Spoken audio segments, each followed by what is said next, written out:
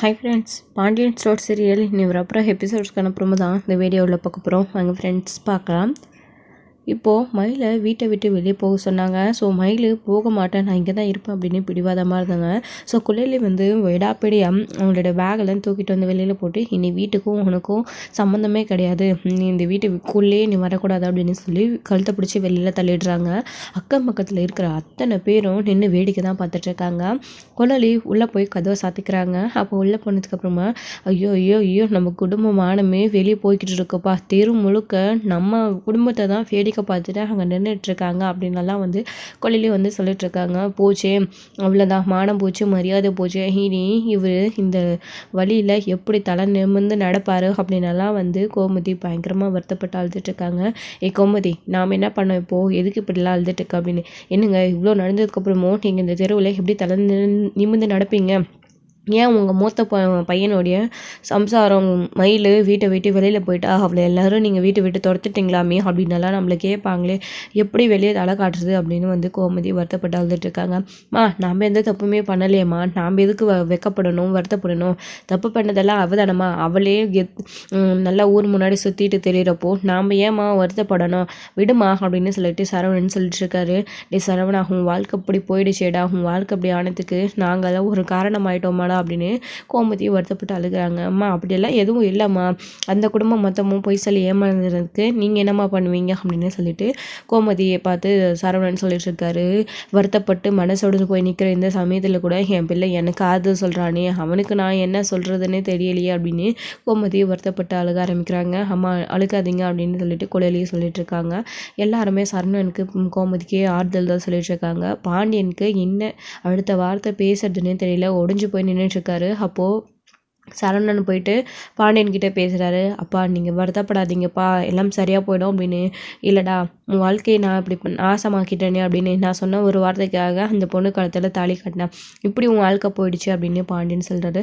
இதை நினச்சி தான் நீங்கள் கவலைப்பட வேண்டான்னு நான் இப்போ உங்ககிட்ட சொல்லியிருக்கேன்ப்பா, இது எல்லாத்தையும் மறந்துடுங்க, நீங்கள் எனக்கு ஒரு நல்ல வாழ்க்கையை தான் அமைச்சு கொடுத்தீங்க, அவள் தான் பொய்க்காரி, அவள் தான் வருத்தப்படணும்ப்பா, நீங்கள் இல்லை அப்படின்னு சொல்லிட்டு சரவணன் பேசிகிட்டு இருக்காரு. அதுக்கப்புறமா இங்கே மீனாராஜ் மற்றவங்கெல்லாம் என்ன பதில் சொல்கிறதுன்னு தெரியாமல் அமைதியாக நின்றுட்டுருக்காங்க. இவ்வளோ மோசமாக இருப்பாங்கன்னு நான் கொஞ்சம் கூட நினைக்கவே இல்லை. வாய் கூசாமல் ஆமாம் எல்லாம் பொய்யும் நாங்கள் தான் சொன்னோம் அப்படின்னு ஒத்துக்கிறாங்களே, திரும்பவும் அவங்கள இந்த வீட்டில் இருக்கிறதுக்காக எப்படி திமுறாக பேசிட்டு போகிறாங்க பாத்தியா அப்படின்னலாம் வந்து செந்தில் சொல்லிட்டு இருக்காரு. அது எப்படி திரும்பவும் இந்த வீட்டுக்குள்ளே நான் விட்டுருவேன் அப்படின்னு கொலையிலேயே சொல்லிட்டு அங்கேயே நின்றுட்டுருக்காங்க. ஸோ அங்கே வீட்டை விட்டு வெளியில் அனுப்புனதுக்கு அப்புறமா ஸோ இப்போது என்னம்மா இன்னும் இங்கே நின்றுக்கிட்டு நடுங்க போகலாம் அப்படின்னு மயிலோடைய அப்பா சொல்லுவோம். எங்கயா எங்கே போக சொல்கிற, இவளை கூட்டிகிட்டு போய் வீட்டில் உட்கார வச்சுக்க சொல்கிறியா, இங்கே பாரியா என்ன ஆனாலும் சரி இதுக்கு ஒரு முடிவு கட்டாமல் இங்கிறது போக போகிறதில்ல அப்படின்னு சொல்லிட்டு இங்கே பாக்கியம் வந்து சொல்கிறாங்க. அதுக்கு இங்கே பாரியா இங்கேயே உட்காரு அப்படின்னு சொல்கிறாங்க. அதான் நம்மளை வீட்டை விட்டு வெளியே அனுப்பி கதவை சாத்திட்டாங்கல்ல, இனிமேல் இங்கேருந்து என்ன ஆக போகுது, வா பாக்கியம், எல்லாரும் பாரு எப்படி வேடிக்கை பார்க்குறாங்களோ அப்படின்னு. பார்க்கட்டும், இவங்க எல்லாருக்கிட்டேயுமே ஒரு நியாயத்தை கேட்கலாம். அது எப்படி வீட்டுக்கு வாழ வந்த பொண்ணை வெளியில் அனுப்பிட்டா நாம் கூட்டிகிட்டு கிளம்பிடணுமா, இவளை கூட்டிகிட்டு போய் வீட்டில் உட்கார வச்சுக்கிட்டு என்னையா பண்ண முடியும், இவளுக்கு அடுத்து தங்கச்சி இருக்கா, அவளை கரை சேர்த்தணும்ல, இவளை கூட்டிகிட்டு போகனா ஊர் உலகம் நம்ம ஊரில் இருக்கிறவங்களாம் நம்மளை எப்படி பேசுவாங்க, நல்லாவா இருக்கும் இல்லையா, என்ன ஆனாலும் சரி அவங்க ஏற்றுக்கிற வரைக்கும் எங்கேயும் போகிறது கிடையாது, இங்கே தான் இருக்கணும் அப்படின்னு பாக்கியம் வந்து சொல்கிறாங்க. என்னம்மா சொல்கிற நீ அப்படின்னு. ஆமாடி, நீயும் அனுப்புனா போதும் வந்துடலான்னு கரியா, இங்கே பாரு உன் வாழ்க்கையை சரி பண்ணாமல் என்ன ஆனாலையும் போகிறது கிடையாது மயில், ஏதோ உன் வாழ்க்கைக்காக தெரிஞ்சோ தெரியாமையோ நிறைய பொய்களை சொல்லி கல்யாணம் பண்ணி வச்சிட்டோம் அப்படின்னு சொல்லிட்டு வாக்கம் சொல்லும்போது, அம்மா தெரியாமலாம் சொல்லாதம்மா, தெரிஞ்சு தான் போய் சொன்னான் அப்படின்னு. ஆண்டி போய் சொல்லி கல்யாணத்தை பண்ணி வச்சிட்டோம், இப்போ அதுக்காக என்ன பண்ணணுன்ற, உன்னை அனுப்பிவிட்டால் அப்படியே கூட்டிகிட்டு போயிட முடியுமா, உன் வாழ்க்கையை சரி பண்ணி மாப்பிள்ளை கூட சேர்ந்து அமைய வைக்கணும்ல அப்படின்னு பாக்கியம் சொல்லிட்டுருக்காங்க. அம்மா நீ வாழ்க்கையை சரி பண்ணி இங்கே அவர் கூட சேர்த்து வச்சுட்டு போனாலும் இனி இந்த வீட்டில் என்னை யாராச்சும் மதிப்பாங்களா, இல்லை அவர் தான் என்கிட்ட முகம் கொடுத்து பேசுவாரா, நான் சும்மா இந்த வீட்டுக்குள்ளே ஒரு பொம்மை மாதிரி என் பாட்டுக்கு நான் இங்கே ஒரு மூலையில் கிடக்கிறேன் அப்படின்னு அவங்க எல்லாரும் வீட்டில் அவங்கவுங்க வேலை பார்த்துட்டு போயிடுவாங்கம்மா அப்படின்னு சொல்லிட்டு இங்கே மயில் வந்து சொல்கிறாங்க. அதுக்கு அவங்களுடைய அம்மா இருந்துக்கிட்டு, அதுக்காக அங்கே வந்து உட்காந்துக்க போறியா, அப்போ இந்த வீட்டுக்குள்ளே போய் வாழணுன்ற ஆசையை உனக்கு இல்லையா, இங்கே பாரு மயில், அவங்க ஒன்று மதிக்கிறாங்களோ மதிக்கலையோ அது கிடையாது பெரிய விஷயமே. மன்னிச்சு முதல்ல உன்னை வீட்டுக்குள்ளே விட்டாலே போதும். அப்புறம் நாள் போக்கில் எல்லாத்தையும் அவங்களே மறந்துடுவாங்க கொஞ்சம் கொஞ்சமாக. நீ இந்த வீட்டுக்குள்ளே ஒரு ஓரமாக இருந்தாலும் உனக்கு நீ இங்கே இருந்தால் தான் கௌரவம். அங்கே வந்தால் அது கௌரவம் கிடையாது மயில். மதிக்காமல் கூட நீ இந்த உன் புருஷன் வீட்டில் இருந்தேன்னா அது வேற. ஆனால் நீ உன் புருஷனை விட்டு வாழா வெட்டியா அங்கே வந்து உட்காந்துட்டு இருந்தா அப்படின்னா அது ஊர் உலகம் தப்பாக பேசும் மயில் அப்படின்னெல்லாம் வந்து உங்களுடைய அம்மா மயில் கிட்ட சொல்லிட்டு இருக்காங்க. கழுத்தை பிடிச்சி வெளியே தள்ளவங்க கிட்ட எப்படி திரும்பவும் என்னை ஏற்றுக்க சொல்லி கதவை தட்ட சொல்லி நின்றுட்டு இருக்க சொல்கிறியாமா அப்படின்னு.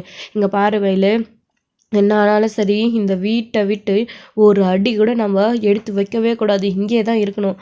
விடிய விட போராட்டம் பண்ணி ஆனால் கூட உன்னை இந்த வீட்டுக்குள்ளே சேர்த்து வைக்காம நான் போக மாட்டோம். எப்பாடப்பட்டாவது உன்னை இந்த வீட்டுக்குள்ளே தங்க வைக்கிறோம் அப்படின்னு மயிலோடைய அம்மா சொல்கிறாங்க. அம்மா எனக்கு ஒன்றுமே புரியலம்மா நீ சொல்கிறது அப்படின்னு. அதெல்லாம் அப்படி தான். யோ வாயா அப்படின்னு சொல்லிட்டு அவங்களுடைய வாசப்படி முன்னாடியே கிட்டக்க போயிட்டு அவங்க கோலம் போடுற அந்த இடத்துலையே வந்து உட்காந்துடுறாங்க. ஒரு இன்ச் கூட நகராமல் இதை சுற்றியும் புத்தியும் எல்லாருமே வேடிக்கை பார்க்குறாங்க. என்ன நடக்குது இங்கே? வீட்டை விட்டு வெளியில் அனுப்புகிறாங்க, இப்போது பேக்கோடு இங்கேயே உட்காந்துட்ருக்காங்களே என்னத்த இதெல்லாம் அப்படின்னு சொல்லிட்டு மாறி வடிவு அப்பத்தா எல்லாருமே பார்க்குறாங்க. அப்பத்தாவுக்கு என்னமே புரியலை. அப்போ இவங்க கிட்ட வராங்க. இவங்க கிட்ட வந்து என்னாச்சு, ஏன் நீங்கள் இங்கே உட்காந்துட்ருக்கீங்க, உங்களை எதுக்கு அவங்க வீட்டை விட்டு வெளியில் அனுப்புனாங்க அப்படின்னலாம் வந்து கேட்டுட்டு இருக்காங்க. வாங்கம்மா, நீங்கள் தானே இந்த வீட்டுக்கு பெரிய மனுஷவங்க, நீங்கள் ஒரு வார்த்தை சொல்லக்கூடாதா இவங்க கிட்ட அப்படின்னலாம்மா. என்ன விஷயம்னு முதல்ல சொல்லுங்க அப்படின்னு அப்போதான் கேட்டுக்கிட்டு இருக்காங்க. அப்போதான் இங்கே அப்பத்தா கிட்ட வந்து அவங்க விஷயத்த சொல்கிறாங்க. இங்கே பாருங்கள், வீட்டுக்கு வாழ வந்த பொண்ணு அபாயமாக பழிய போட்டு வீட்டை விட்டு வெளியில் அனுப்புகிறாங்க. மயில போய் சொல்லிட்டு அப்படி இப்படின்னு சொல்லிட்டு கொஞ்சம் கூட புரிஞ்சுக்கல, குடும்பமாக சேர்ந்து வெளியில் அனுப்புகிறாங்க. இப்படி தான் ஒரு பொண்ணை வீட்டை விட்டு வெளியில் அனுப்புவாங்களா? நீங்களே சொல்லுங்கள். அவளை நான் கூட்டிகிட்டு போய் என் வீட்டில் வச்சுருந்தா அவளுடைய வாழ்க்கை என்ன ஆகிறது? கஷ்டமோ நஷ்டமோ சண்டையோ எதுவாக இருந்தாலும் புருஷன் வீடு தானே அவளுக்கு நிலையானது. நீங்கள் யாரும் எடுத்து சொல்லக்கூடாதா அப்படின்னலாம் வந்து அப்போதா கிட்ட பேசிகிட்டு இருக்காங்க. அப்போதா கிட்ட இவங்க பேசிகிட்டு இருக்காங்க அப்படின்னு விஷயம் காதலை கேட்டுக்கிட்டு கோமதி வெளியில் வராங்க. கதவை திறந்து, மா உனக்கு என்னம்மா இங்கே வேலை? உனக்கும் எனக்குமே எந்த ஒரு சம்மந்தமே இல்லை அப்படின்னு நான் தான் அன்றைக்கி முகத்தில் வச்ச மாதிரி சொல்லிட்டு வந்துட்டேல, அப்புறம் என்னம்மா இந்த வீட்டு வாசலில் வந்து நின்று இவங்கக்கிட்ட உனக்கு என்னம்மா பேச்சு? போன்னு சொன்னேன் அப்படின்னு சொல்லிட்டு கோமதி சொல்லிட்டு இருக்காங்க. சம்மந்தியம்மா ப்ளீஸ் சம்மந்தியம்மா மன்னிக்க கூடாது எங்களை. சி போங்க தூரம் மா, நீ போமா அப்படின்னு சொல்லிட்டு கோமதி சொல்லிட்டு இருக்காங்க. கோமதி என்னதான் இருந்தாலும் வீட்டு மருமக அப்படின்னு அப்போத்தான் சொல்கிறாங்க. மா இவங்களுக்கு சப்போர்ட் பண்ணிக்கிட்டு நீ வரைஞ்சிக்கிட்டு நின்னேன்னு வச்சுக்கோ, அப்புறம் நீ செத்தா கூட அந்த பக்கம் நான் கால் எடுத்து வைக்க மாட்டேம்மா. போனால் போகட்டும்னு ஏதோ ஒரு ஓரத்தில் அம்மான்ற மரியாதையோட அமைதியாக பேசிகிட்டு இருக்கேன் நான். இல்லைன்னா என்ன பண்ணுவேன்னு எனக்கே தெரியாது. போமா, இவங்க பண்ண கேடுகட்ட வேலைக்கு சப்போர்ட்டுக்கு வேறு ஆள் தேவை அப்படின்னு சொல்லிட்டு கோமதி அவங்களுடைய அம்மாவோ போக சொல்கிறாங்க. அப்போ தான் அம்மியே அங்கேருந்து அதுக்கப்புறம் அமைதியாக போயிடுறாங்க. மாறிய வடிவம் அங்கேயே நின்று வேடிக்கை பார்த்துக்கிட்டு இருக்காங்க. என்ன ஆச்சு அத்தை, ஏன் அப்படின்னு. ஒன்றும் இல்லை, ஏதோ பிரச்சனை போல் இருக்குது. மயிலை வீட்டை விட்டு வெளியில் அனுப்பிட்டு கதவை சாத்திட்டாங்க போல இருக்குது, அதனால தான் மயிலை ஏற்றுக்க சொல்லி அவங்க அங்கேயே உட்காந்துட்ருக்காங்க அப்படின்னு. அத்தை என்னவா அத்தை பிரச்சனையாக இருக்கும் அப்படின்னு.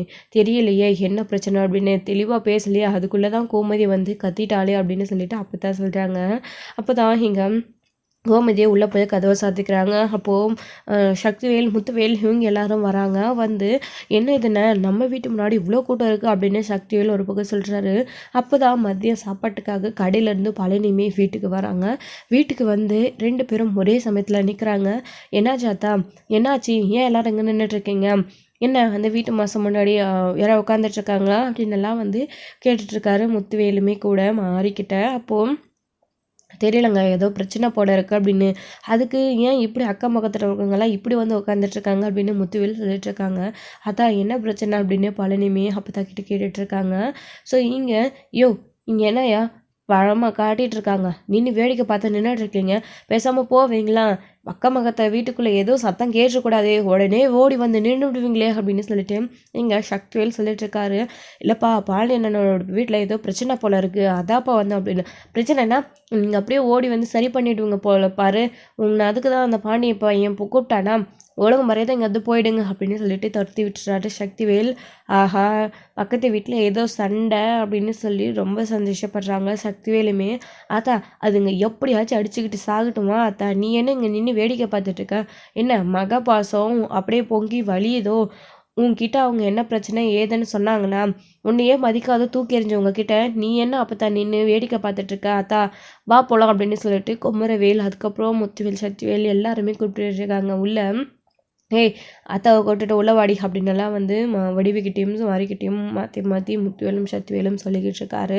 ஸோ அதுக்கப்புறம் குமரவேலுமே இருந்துக்கிட்டு அப்பத்தா வா உள்ள அப்படின்னு இல்லடா குமார் அப்படின்னு சொல்லி அப்பத்தா வருத்தப்பட்டு நின்றுட்டு இருக்காங்க. அவங்க கேடு கெட்டு போனால் நமக்கு என்ன உள்ளே வாங்க அப்படின்னு சொல்லி கூப்பிட்டுருக்காரு. என் மக வீட்டில் என்ன பிரச்சனையும் தெரியல, எனக்கு அடித்து கடந்து துடிக்குது அப்படின்னுலாம் வந்து பேசிகிட்டு இருக்காரு. பழனி நின்றுக்கிட்டு அத்தா நான் போய் பேசிட்டு வரட்டுமா அப்படின்னு.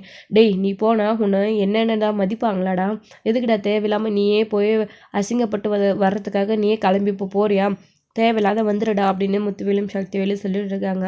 ஏன்னா அந்த வீட்டில் யார் என்ன சொன்னாலும் சரி திட்டினாலும் சரி நான் போய் பார்க்குறேன் அப்படின்னு சொல்கிறாங்க. நீ போய் அங்கே என்னடா பண்ண போகிற வாடா அப்படின்னு சொல்லிட்டு சக்திவேல் தடுக்கிறாரு. போகவே விட மாட்டுறாங்க பழனி எல்லாத்தையும் மீறி அங்கே என்ன பிரச்சனை அப்படின்றது பார்க்கறதுக்காக கிளம்பி போயிடுறாரு. அவனாச்சும் போய் என்ன ஏதுன்னு கேட்கட்டுமே அப்படின்னு சொல்லிட்டு அப்பத்தாவும் சக்திவேல் முத்துவேல் வாய் அடிக்கிறாங்க. அதான் அந்த குடும்பம் எப்படி அடிச்சுக்கிட்டு செத்தா நமக்கு என்ன அப்பதான், அவனுக்கு இதெல்லாம் தேவைதானே அத்தா, ஏன் நீ அந்த குடும்பத்துக்கு சப்போர்ட் பண்ணி பேசிட்டு இருக்க. இந்த வீட்டுக்குள்ளேருந்து 2 ஓடுகாலியை கூட்டிகிட்டு போனாங்கல்ல, அந்த குடும்பம் இப்படி தான் விளங்காமல் போகும் அப்படின்னலாம் வந்து சொல்லிட்டு இருக்காங்க. ஏன்னா அந்த வீட்டு மூத்த பொண்ணை வேறு துரத்தி விட்டுட்டாங்க போல இருக்கு. என்ன பாண்டியனுக்கு பணத்தாசை வந்துருச்சோ, மாமா வேற ஒரு பொண்ணு கல்யாணம் பண்ணிங்கன்னு ஆசைப்படுறானோ, பழைய வாழ்க்கை கசக்குதுன்னு அனுப்பி விட்டுட்டானோ அப்படின்ற மாதிரி எல்லாம் கொஞ்சம் கேவலமாக பேச ஆரம்பிச்சிடுறாரு சக்திவேல். அப்போதாக்கு கோவம் வருது, என்னடா பேசிகிட்டு இருக்க நீ அப்படின்னு. பின்ன என்ன அப்போ அப்படி தானே கேட்கணும் அப்படின்னு. டேய் தேவையில்லாத அளவு என்ன எதுன்னு விசாரிக்காமல் உன் பாட்டுக்கு பேசிகிட்டு இருக்காதுடா, ஏதோ ஒரு கோவத்தில் ஏதோ ஒரு சண்டைனால அனுப்பி விட்டுருப்பாங்க, அதுக்காக அந்த பொண்ணு வாழா விட்டே போய் அவங்க வீட்டுக்குள்ளே உட்காந்துக்கிறது நியாயமா, என்ன தப்பு இருந்தாலையும் அதை பேசி சரி பண்ணிக்கிறது தானே அப்படின்னு. அது எப்படி போனால் நமக்கு என்ன அப்படின்னு சக்திவேல் சொல்லிட்டு அத்தா தேவையில்லாமல் இந்த வேடிக்கை பார்த்துக்கிட்டு உடம்பு ஏதாச்சும் பண்ணிக்க போகிறேன் அப்படின்னு சொல்லிட்டு அங்கேருந்து உள்ளே போயிடுறாரு ரூம்குள்ளே. அதுக்கப்புறம் மயில் இந்த வீட்டுக்குள்ளே வாழ வைக்காமல் நம்ம போகக்கூடாது அப்படின்னு அவங்க அங்கேயே டேரா போட்டு உட்காந்து அழுதுகிட்டே உட்காந்துட்ருக்காங்க. ஒருத்தர் மாதிரி ஒருத்தர் உங்கள் வாழ்க்கை நல்லா இருக்கணுன்றதுக்காக இந்த மாதிரியெல்லாம் பொய்ய சொல்லி ஒரு கல்யாணத்தை பண்ணி வச்சோம், கடைசியில் அது இப்படி ஆயிடுச்சு அப்படின்னு சொல்லி ரொம்ப வருத்தப்பட்டு அங்கே மயிலோடைய அம்மாவும் உட்காந்துட்ருக்காங்க. நான் அப்போவே சொன்னேனேம்மா உங்ககிட்ட, நீங்கள் கேட்கலையே அப்படின்னு சொல்லி மயிலும் அழுதுகிட்டு இருக்காங்க. நகை விஷயம் எப்படியோ இது வரைக்கும் வெளியில் தெரியாமல் இருக்கு, அதுவே பெரிய விஷயம் அப்படின்ற மாதிரி பேசிகிட்டு இருக்காங்க. அது எப்போ தெரிய போதோ தெரியலையேம்மா, மாறிக்கும் அது ராஜுக்கும் மீனாவுக்கும் இந்த விஷயம் தெரியும், அவங்க மட்டும் வீட்டில் விஷயத்த சொல்லிட்டா அவ்வளோதான் என் நிலைமை அப்படின்னு மயில் அழுதுகிட்டே நின்றுட்டுருக்காங்க. அங்கேயே வந்து உட்காந்துக்கிட்டு சோறு தண்ணி இல்லாமல் ராப்பாகல அங்கேயே உட்காந்துட்ருக்காங்க. அப்போது வெளியில் வரலாம் அப்படின்னு சொல்லிட்டு கதவை ஓப்பன் பண்ணி பார்க்குறாங்க. செந்தில் பார்த்து அங்கேயே உட்காந்துட்ருக்காங்க. இருட்டிட்டு போயிடுது, கதவை சாத்திடுறாங்க. அப்பா அம்மா அந்த குடும்பம் இன்னும் போகாமல் இங்கேயே உட்காந்துட்ருக்காங்க அப்படின்னு சொல்லிட்டு, என்னடா சொல்கிற அப்படின்னு ஒவ்வொருத்தவங்களா வந்து ஜன்னலை திறந்து பார்க்குறாங்க. பார்த்தா அங்கேயே உட்காந்துட்ருக்காங்க. ஒவ்வொருத்தவங்க ஜன்னல் திறக்க பார்க்கும்போதெல்லாம் கருணை காட்டுங்க அப்படின்ற மாதிரி மன்னிக்கக்கூடாதா அப்படின்னு எந்திரிச்சு நின்றுக்கிட்டே இருக்கிறாங்க. பார்த்துட்டு எல்லாரும் டப்புன்னு கதவை சாத்திடுறாங்க. ஏன்னா இந்த வீட்டில் இருக்கிறவங்க ஈவியருக்கு இல்லாதவங்களாகவே இருக்காங்களே அப்படின்னு சொல்லிட்டு பேசிக்கிட்டு இருக்காங்க இங்கே பாக்கியம் கூட. அப்போது நம்ம செஞ்ச வேலைக்கு நம்மளை போலீஸில் பிடிச்சி கொடுக்காம இவ்வளோ அளவுக்கு பொறுமையாக பேசி அனுப்பி விட்டுருக்காங்களே, அதுவே ரொம்ப சந்தோஷம்னு பட்டுக்கோ பாக்கியம் அப்படின்னு சொல்லிட்டு இருக்காரு. மயிலோடைய அப்பாவுமே நீ வேற அமைதியாரியா, நானே மயிலோடைய வாழ்க்கை எப்படி போக போகுதுன்னு தெரியாமல் வருத்தப்பட்டு உட்காந்துட்ருக்க, நீ என்னமோ இஷ்டத்துக்கு பேசிகிட்டு இருக்க அப்படின்ற மாதிரி இங்கே சொல்லிட்டு இருக்காங்க பாக்கியமே கூட. அப்போது இவங்களுக்கு என்ன தான் வேணுமோ தெரியலையே, கழுத்தை பிடிச்சி வெளியில் தள்ளதுக்கு அப்புறமா கூட இங்கே உட்காந்துக்கிட்டு நம்ம மானத்தை வாங்கிட்டு இருக்கலையே அப்படின்னு சொல்லிட்டு இங்கே கொல்லிலே ஒரு பக்கம் பேசிகிட்டு இருக்காங்க. அப்பா இப்போ என்ன பண்ணுறது அப்படின்னு செந்தில் சொல்லிட்டு இருக்காரு. இன்னுமே புரியாமல் பாண்டியன் அமைதியாக உட்காந்துட்ருக்காங்க. இப்போ இங்கே எதுக்கு உட்காந்துட்ருக்கீங்க, எந்திரிச்சு போங்கன்னா அதுங்க எந்திரிச்சா போக போதுங்க, எங்கேயாச்சும் உட்காந்து கிடக்கட்டும் சரிங்க, பஸ் எடுத்தா மழை புயல் காற்று வெயில் அடித்தா தானே எந்திரிச்சு போயிட போகிறாங்க அப்படின்னு சொல்லிட்டு குழலி சொல்லிட்டு இருக்காங்க. ஆமாம் அவள் சொல்கிறதும் கரெக்ட் தான், விட்டுட்டு வேலையை பாருங்கள் அவங்கவுங்க பாட்டுக்கு அப்படின்னு சொல்லிட்டு கோமதி சொல்லிட்டு இருக்காங்க. ஸோ இங்கே சரணனும் அவரோட வாழ்க்கை இந்த அளவுக்கு ஆயிடுச்சு அப்படின்னு ரூம்குள்ளே போய் பயங்கரமாக உட்காந்து அழுக ஆரம்பிச்சிடுறாங்க. அவருக்கு என்ன பேசுறதுன்னு தெரியல. அப்பா அம்மா காதல் சொன்னாலும் அவரோட மனுஷன் ரொம்ப கஷ்டமாக இருக்குது.